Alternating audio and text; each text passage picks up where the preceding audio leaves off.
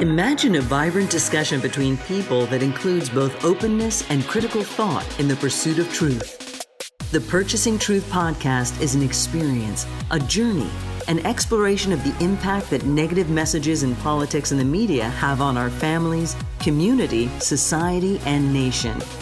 Join your hosts, Bill Stierle and Tom Hazard, to discover new concepts and language strategies that will reveal effective ways of establishing truth. This podcast series will tackle current events, leadership challenges, healthcare confusion, integrity in business, and many other areas that affect us all. Gain clarity and understanding of the various truth perspectives. Welcome to Purchasing Truth.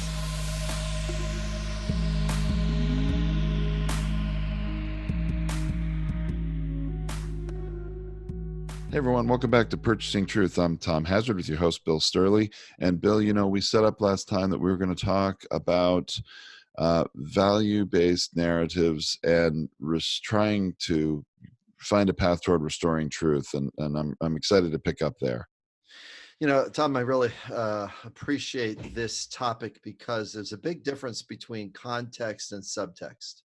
The context is the high vibration of words that people speak. So that's what context sits at. It's the vibration of explanation.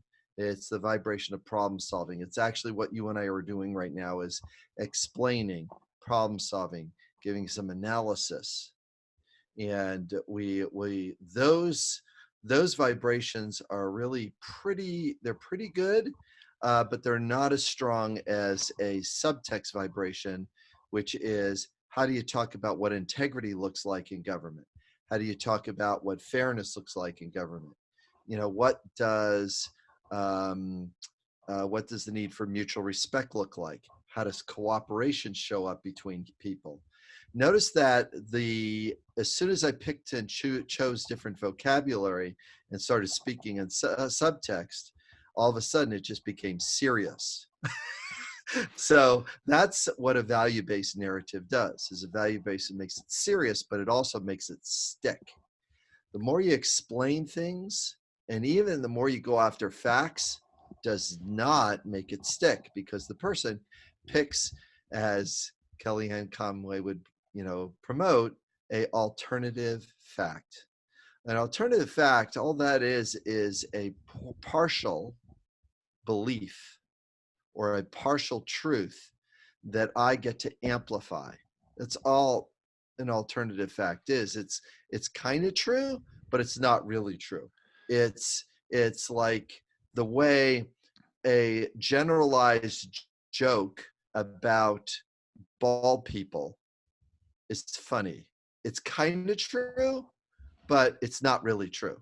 So like a generalized, joke about a bald person might be that they're so smart that their hair can't even stay in their head. I mean, it's sort of funny, and I just made myself I just made myself smart all of a sudden by this alternative fact that I just created. Now, what happens in language and in politics is that there is a truth that gets hijacked because it's partially true. So let me go ahead and do this one truth. United States doesn't want to be in endless wars. I'll vote for that. I will. I'll vote for us not being in endless wars, but I won't vote for being in endless wars at the expense of integrity with an agreement with the people that I have been fighting with, that I said I'm going to be there for you because you got slaughtered once before by Saddam. Same with gas. Now we're going to open you up to get slaughtered by Syria. No, we made a commitment to you last time that we weren't going to let this happen again. Meanwhile, we vote in the guy that says, forget about being in endless wars. The first thing I'm pulling back on is, and I can prove that I have a commitment to my voters, I don't want that. And neither do the people that voted for you. It's more complex. Yes, I'll agree with the overall truth, the overall end, endless wars. Sure. I mean, endless wars, all this expense and lives lost, and I think, the vast majority of Americans would say they don't want to be in endless wars. I think that everybody would agree with that. However, now that the president has, abdicated responsibility for northern Syria, pardon me, say it again. Now that the president has abdicated responsibility for northern Syria and pulled our troops back and just letting everything that might happen, not only are these people unprotected, but now we've got these camps that had all these ISIS detainees that are about to be freed. And now you got a whole nother problem that our military had really solved in terms of Right. ISIS. And Right. we're now opening up Pandora's box over there, it seems. Yeah. Welcome to credit. And the really disheartening part about it is that when at the end of World War II, I think, or even at World War I, I think, I can't remember when the line was drawn, there was a territory in northern Iraq. It was clearly this territory. I'm making a big circle with my hands. It's this round territory, right? And the Kurds all lived in this one round territory. See that? The Kurds and the Kurds, here they all are in this round territory. Yeah, the map makers drew a line between those two groups, that entire group of people, called one of them Turkey and one of them Iraq. The map makers did it. So now the Kurds are on two sides of the boundary. But wait a minute, we have this round area that we're all in. And we can't trade and transport around this things because you called one of them Iraq and one of them Turkey. I mean, Trump said the truth. It's a long fight regarding land. It's just land over there. The answer is it's land that you need to do some creative map making, to make it work. Now, if there were some people, and there are smart people around, is like this entire circle I put my hand around. Yeah, there's a whole bunch of oil underneath the circle. A whole bunch of oil. Yeah. Underneath the circle. Great. Well, they put a line. Half of it's on Turkey's side, half of it's on Iraq's side. Well, the Kurds, that's their land. They put a line through. They were there long before the line was there. Now, if I were to give some people some perspective, as you and I really strive to do. Sure.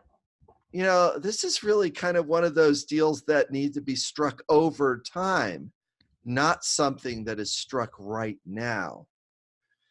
Like the Hong Kong deal. What's the Hong Kong deal? Oh my gosh. In 30 years, in 50 years, in 100 years, China can have Hong Kong back. So in 1999 or 1995 through 99, there was the transition for it not to be a part of England and it to be back to a part of China. Now, is that creating problems today? Yes, it is. Because you got two different belief structures literally running into each other, going like, listen, we appreciate our free expression. Please don't mess with that.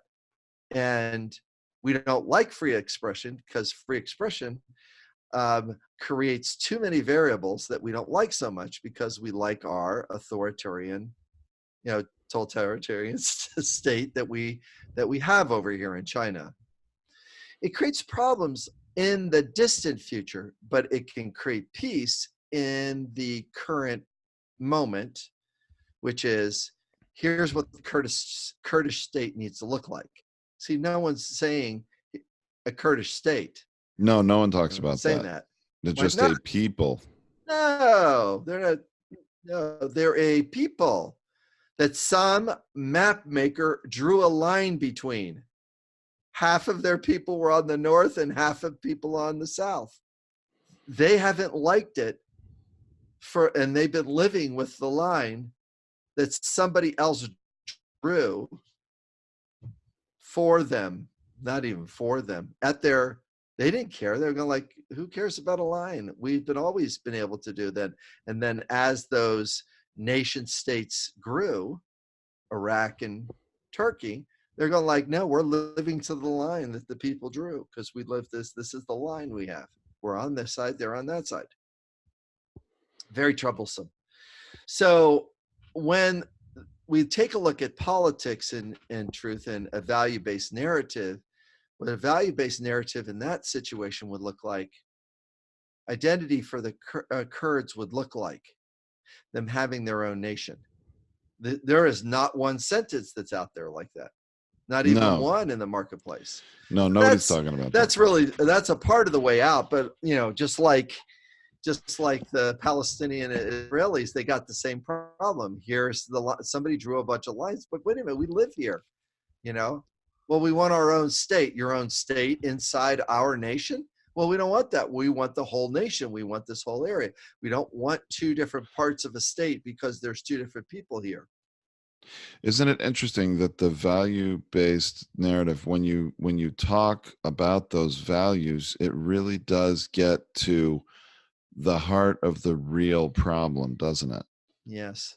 Yeah. And whether you're talking about the people of Hong Kong who are fighting for their continued freedoms that they feel are going to be oppressed or lost as China assimilates Hong Kong into the one China, right? Yeah. Or it's the Kurds or the Palestinians. I mean, very interesting, the value-based narrative. But I wonder, Bill, if we pivot more to domestic U.S.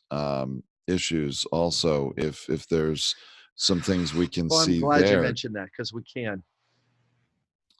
So, yes. I mean, it seems to me, sorry. Go ahead. So it seems to me that the Republican Party is the most obvious thing to look at where the value-based narrative has been lost. Would you agree with that? It's a great place to pivot to, Tom, because the Republicans need an off-ramp right now, and they don't have one. They have no way to separate or include the Trump voter without running over the Trump ideology. I'll say it one more time. They have no way to get off of and still include the Trump voter to still vote for them. They need a way to get that voter to still vote for them, because that voter is going to be left in limbo land here in a little bit. They're going to go like, I don't know what to vote with because I'm not voting for you got rid of my guy. See, if the 20 senators vote with integrity and vote for what they took an oath to, if they vote for what they took an oath to, he should be out. If they vote for that, because it kind of says it in plain day. You can't exaggerate and spin this one, as one famous Fox News person says. He exaggerates and spins. There's no exaggeration. There's no spin. He made a bribe and a deal and arm twisted a foreign leader. That's what he did, and is also enriching his campaign with foreign donors. You can't, there's no exaggerate and spin on this. None. Sure. But even if you could, because Trump's your guy, you're going to overlook that to an extent. There's been, it seems, this erosion of Republican Party values over time of fiscal responsibility, I take that one, of integrity, yes, which, Trump has just stomped on, no, not releasing my tax returns, but the fiscal responsibility, even this is why Paul Ryan left the House of Representatives. He ran on, hey, we're not going to spend new money unless we cut it from other places. Right. And now the current administration is needing to print $1 trillion more in the current fiscal year in order to keep the government running. This whole idea of fiscal responsibility has been abandoned because of the occupant of the White House. Yeah, and if I want to purchase truth regarding that, it's here's what the new fiscal responsibility looks like. It is adjusting our economy to regrow the middle class the way we did in the 1950s. You know, we really want to regrow the middle class and do some things in that space so that we can regrow the vibrant economy that we would like to experience again.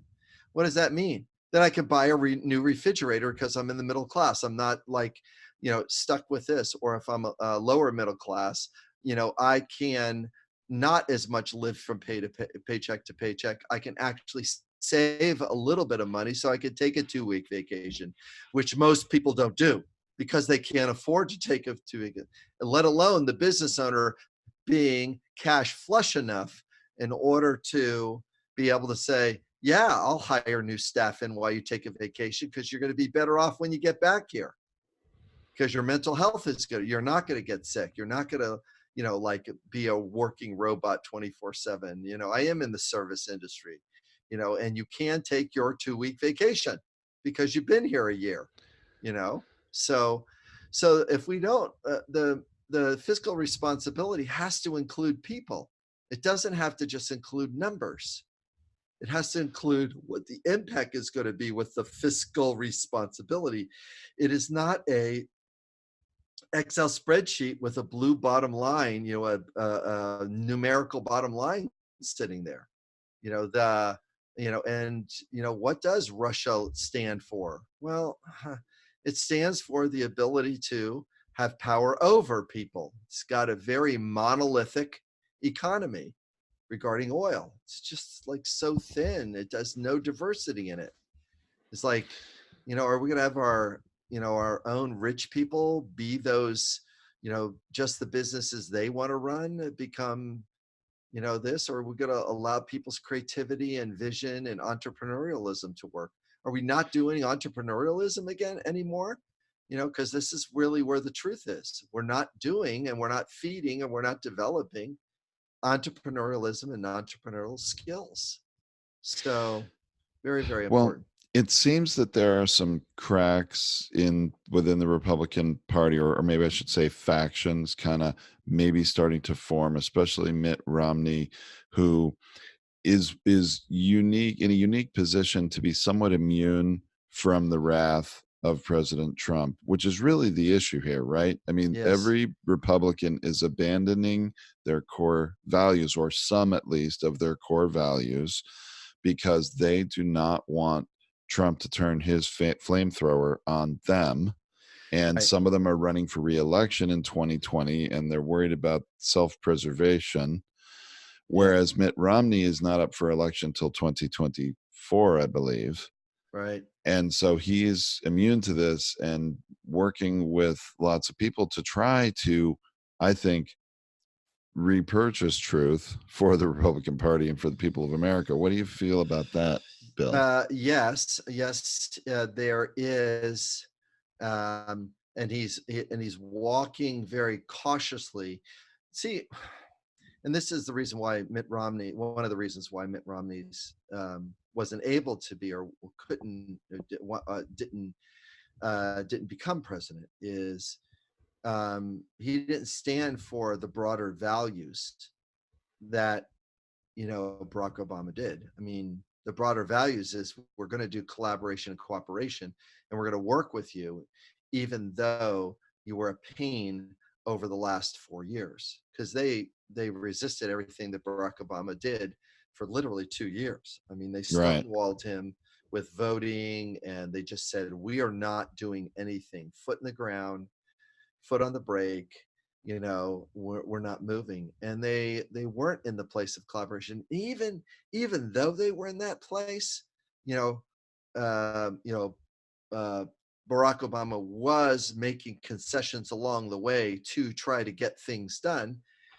And then even though Mitch McConnell came in and didn't vote on things.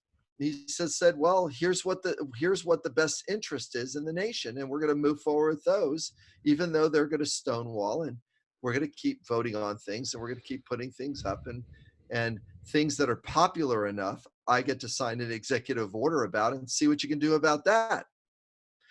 Of course, that turned around, and all the executive orders are written in the opposite way now, which is not the way the government is supposed to work, but Right. is a situational consequence of our current non-collaborative, non-cooperative environment. Tom, try to run a business if you don't build cooperation and collaboration with your team. It's impossible. Try to run that business. Try. No, okay. You can't. Awesome.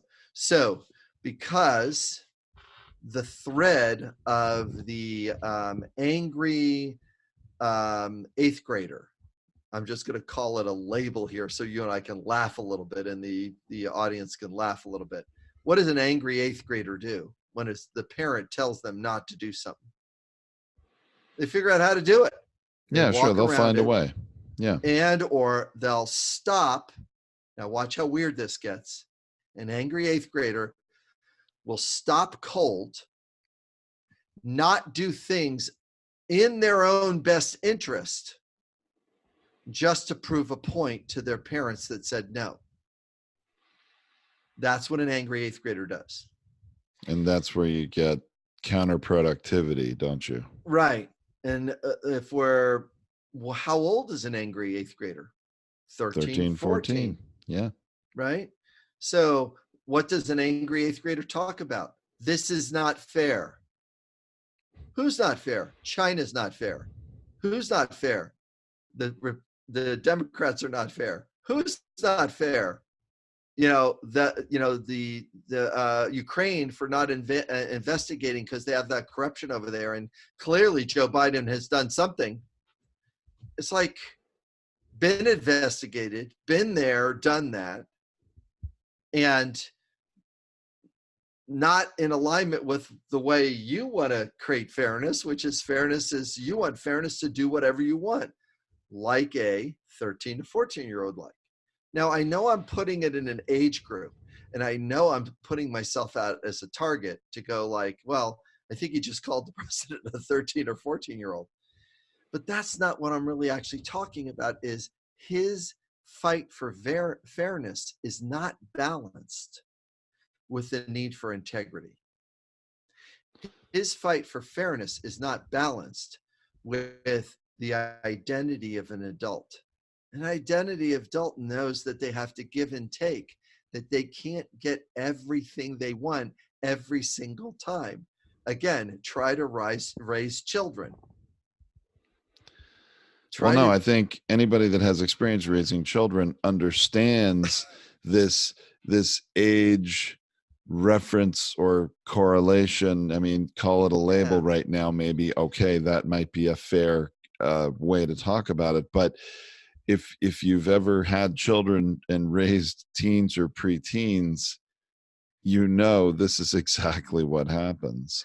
This is exactly what happens. Yeah. And the modeling of an authoritarian power and or parent, an authoritarian parent sort of gets to what they want. They put their hand down, they get to get angry about stuff, and the kids go hide in the corner until dad, with mom, until dad calms down a little bit, and still everybody has to submit to dad's way.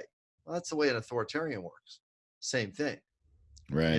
And then, so that's really a little bit what's really problematic here, is that the Republicans need to get back to a narrative of a strong voice that is an adult parent, a part of their off-ramp, where they need to go. And more importantly, also what the Democrats need to become clear on.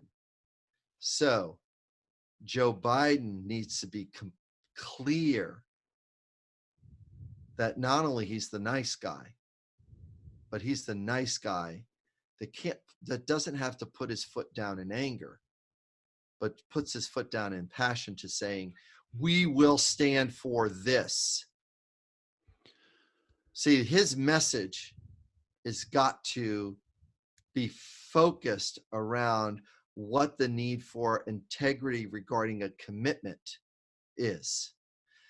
The president does not honor the commitments that Americans and American presidents have made in the past. He's looking to change those commitments to a commitment that is not based in integrity. It is not based in full fairness. By putting his foot in the ground like this, the authoritarian parent, all they have to do is do a waiting game. And guess what Russia and China are doing? Oh, they're just waiting. Yeah. They're waiting and letting the teen make a wreckage of things. And that's all that's really happening right now, is the implosion of a 13 to 14-year-old with nowhere else to go. That not only are they going to have the impeachment label as the bully president, but they're also going to have the wonderful experience, if they wind up getting prosecuted this way, of the leader will be the first leader to get indicted on criminal charges once they have left the White House, if the administration that is after that pursues that line.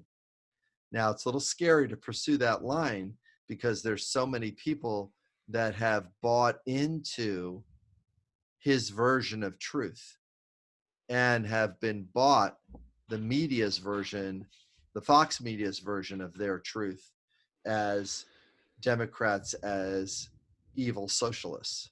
But yeah, it will probably be, if the Democrats do occupy the White House in 2021, it'd probably be best to show compassion and somehow try to heal the nation and move forward. But what's interesting, Bill, and I want to just touch on here before we wrap up, is that I think that what I'm hearing from you is this value-based narrative. Not only is it maybe the path, or certainly a very good path for the Republicans who have been hijacked within their own party by Trump to defend themselves and restore their party and not let Trump completely, take their party in the direction that's really not in alignment with their values. But it's also, the value-based narrative is the path for the Democratic challengers to come. That's correct. And be the heroes restoring America and maybe taking over the White House in 2020. And I don't know that either of the establishment in the Republican Party or the Democratic Party or the candidates running really get that yet. Yeah, they don't know how to use passion as a shield. A passionate needs-based narrative is a shield for the flamethrower of anger.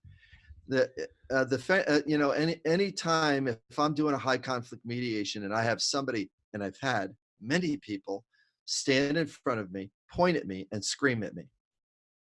They would scream at me at a city council meeting. Right. Because guess what? I'm using a value-based shield, and their anger is coming and it hitting it. It's just like the fire-breathing dragon. Then, as soon as the flame runs, say, Mr. Jones, you'd really like choice in this, and you notice that choice wasn't processed fully by the city council. Is that correct? He would say, yes. And you like fairness to hear your voice fully. Is that correct? Yes. I'm using a needs-based narrative. He just yelled and screamed at me and called me all kinds of stuff. But, he, went off and did his anger piece. And, it was important for him to get his anger moving. So I just held the shield up and just provided him some compassion and some empathy for how much pain he was in. So, Tom, I think that's where we can really pick up next time, is how to use this anger and this passionate shield of a value-based narrative to really stand in there, because the Trump voters are going to be very helpless and very angry at the end of this. Very helpless and very angry. And I don't want them to be either place. They don't need to stay there. You know what? They put their money down and they put their vote down on this person. You know, his version of truth, which is a good truth. Endless wars are not a good strategy for a nation. He's right about that. The amount of money we spend on endless wars is not. But you know what? It's a lot of our economy is wrapped up in that model. And we have to really do the truth about that, is that we have to build a more diverse middle class model of entrepreneurialism. So it's not thin the way China or Russia is in thin, is they have theirs, but our economy is built on building war machines, as if that's a good strategy. Oh my goodness, that opens up a whole can of worms there too. Yeah, right? It's a good place for us to pick up next time, Tom. Okay, sounds great, Bill. Thanks so much. All right, thanks. All right, bye.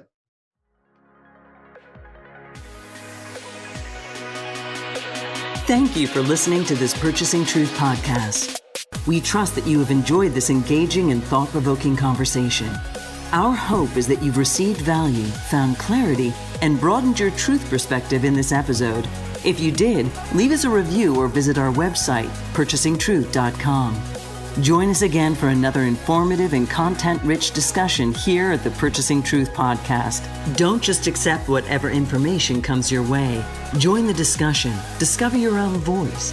Purchase your own truth.